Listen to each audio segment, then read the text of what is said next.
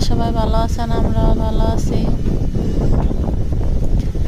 আজকে 2 দিন ধরে অনেক বাইরে বৃষ্টি, আমার ছেলে মেয়ে ঘরেতে নামে না। তাই এখন আমার ছেলে আর বুইনের জামা পরবি দেখে কাঁদতেছে, তাই জামা পরাই দিছি। বাইরে নেমে নাচতেছে আমার ছেলে। এই যে দেখুন, জামা পরে অনেক খুশি, তাই নাচতেছে।